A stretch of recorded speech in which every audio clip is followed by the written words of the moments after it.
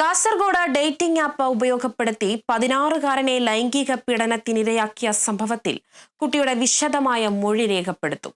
ഇരയായ കുട്ടിയുടെ മൊബൈൽ ഫോണിൽ നിന്ന് ആളുകളുമായി ചാറ്റ് ചെയ്തതിന്റെയും പണമിടപാട് നടത്തിയതിന്റെയും തെളിവുകൾ പോലീസിന് ശേഖരിച്ചു വരികയാണ്. സംഭവത്തിൽ കൂടുതൽ പേർക്ക് പങ്കുള്ളതായും പോലീസ് സംശയിക്കുന്നു. വിവരങ്ങളുമായി ജോസഫാണ് ചേരുന്നത്. ജോസഫ്, ഇന്നലെ തന്നെ രണ്ടുപേരെ കണ്ടെത്തിയിരുന്നു. എന്തായാലും ഇപ്പോൾ കാസർഗോഡ് ഡേറ്റിംഗ് ആപ്പിൽ 16 വയസ്സുകാരൻ പീഡനത്തിനിരയായതിൽ കൂടുതൽ പേരെ കണ്ടെത്താനുള്ള തിരച്ചിലിലുമാണ്. എന്തായാലും വിശദമായ രീതിയിലുള്ള ഒരു അന്വേഷണവും മൊഴിയെടുപ്പും നടക്കാനാണ് സാധ്യത. മറ്റു വിവരങ്ങൾ എങ്ങനെയാണ്?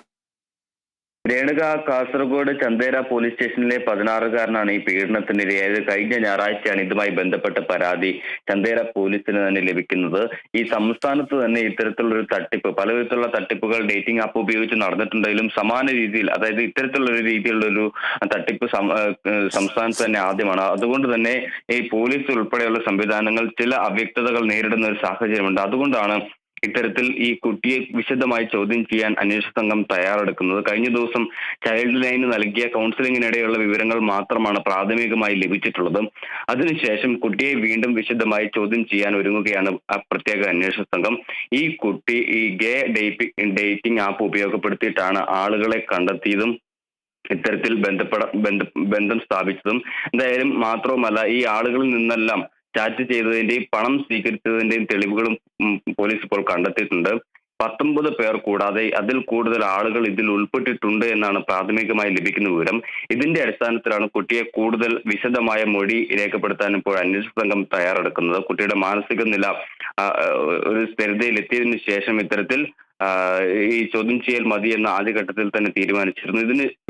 ഇതിന് പിന്നാലെയാണ് ഇത്തരത്തിൽ വിശദമായ മൊഴി രേഖപ്പെടുത്താൻ അന്വേഷണ സംഘം തയ്യാറെടുക്കുന്നത്. എന്തായാലും ഈ കുട്ടി കൂടുതൽ ആളുകളുമായി ചാറ്റ് ചെയ്തിരുന്നുവെന്നും പണമിടപാട് നടത്തിയെന്നും പ്രാഥമികമായ അന്വേഷണത്തിൽ കണ്ടെത്തി. ഫോൺ അടക്കം ഇനി കൂടുതൽ വിദഗ്ധമായ പരിശോധനയ്ക്ക് വിധേയമാക്കേണ്ടതുണ്ട്. ഫോറൻസിക് പരിശോധനയ്ക്ക് കൂടുതലായി വിധേയമാക്കേണ്ടതുണ്ട്. അതിനിടയിൽ ഏറ്റവും പ്രധാനപ്പെട്ടത് ഈ പ്രായപൂർത്തിയാകാത്ത ആൺകുട്ടി എങ്ങനെയാണ് പ്രായപൂർത്തിയായി എന്ന് ഈ ആപ്പിൽ കാണിച്ച് ഇത്തരത്തിൽ ലോഗിൻ ചെയ്ത് ഇടപാടുകൾ നടത്തിയതെന്നാണ്. ഒരുപക്ഷെ ഇത്തരത്തിൽ ഈ പ്രതികളാക്കപ്പെട്ടവർ ഈ കുട്ടിക്ക് പ്രായപൂർത്തിയായിരുന്നോ എന്നുള്ള കാര്യത്തിൽ അവ്യക്തത നിലനിൽക്കുന്നുണ്ട്. ഇവർക്ക് ഈ കാര്യങ്ങൾ അറിഞ്ഞിരുന്നോ എന്നുള്ളത് അവ്യക്തത നിലനിൽക്കുന്ന ഒരു കാര്യമാണ്.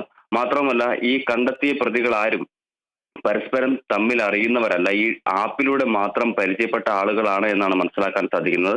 അങ്ങനെ ഇതൊരു ഇടനിലക്കാരനില്ലാതെയാണ് ഈ കാര്യങ്ങളൊക്കെ നടന്നിരിക്കുന്നത് എന്നാണ് പോലീസ് കണ്ടെത്തിയിരിക്കുന്നത്. എന്തായാലും ഇരയെ സംബന്ധിച്ചോ ഇരയുടെ മാനസികാവസ്ഥയെ സംബന്ധിച്ചോ എന്നും കൂടുതൽ കാര്യങ്ങൾ വ്യക്തമാക്കാൻ ഇതുവരെയും അന്വേഷണ സംഘം തയ്യാറെടുത്തിട്ടില്ല.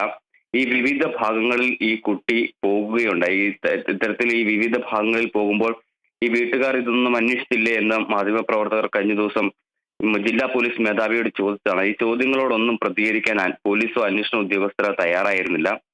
ഇത്തരത്തിൽ ഈ കേസുമായി ബന്ധപ്പെട്ട് ഇരയുടെ കൂടുതൽ വിവരങ്ങൾ വീട്ടുകാരെ കൂടുതൽ ബുദ്ധിമുട്ടിലാക്കേണ്ട എന്ന ഒരു രീതി അല്ലെങ്കിൽ അത്തരത്തിലൊരു നിർദ്ദേശമാണ് മാധ്യമ പ്രവർത്തകർക്കും ഈ പോലീസ് ഉദ്യോഗസ്ഥർ നൽകിയിട്ടുള്ളത്. എന്തായാലും കൂടുതൽ പേർ ഇരകളായിട്ടുണ്ട് എന്നും കൂടുതൽ പേർ ഇത്തരത്തിൽ ഈ ആൺകുട്ടിയെ ലൈംഗികമായി ഉപദ്രവിച്ചിട്ടുണ്ട് എന്നാണ് മനസ്സിലാക്കാൻ സാധിക്കുന്നത്. ഇതുവഴി ഒരു വലിയ രീതിയിലുള്ള പണസമ്പാദന മാർഗമായി ഈ ആൺകുട്ടി ഈ ഡേറ്റിംഗ് ആപ്പ് പ്രയോജനപ്പെടുത്തി എന്നാണ് പ്രാഥമികമായി മനസ്സിലാക്കാൻ സാധിക്കുന്നത്. എന്തായാലും വിദഗ്ധമായ പരിശോധനകൾക്കും വിശദമായ ചോദ്യം ചെയ്യലിനും വീണ്ടും വിധേയമാക്കും.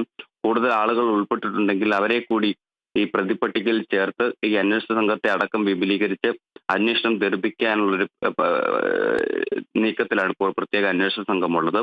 നിലവിൽ ഇപ്പോൾ 19 പേരാണ് പ്രതിപട്ടികയിലുള്ളത്. ഇതിൽ 10 പേരെയും പിടികൂടി.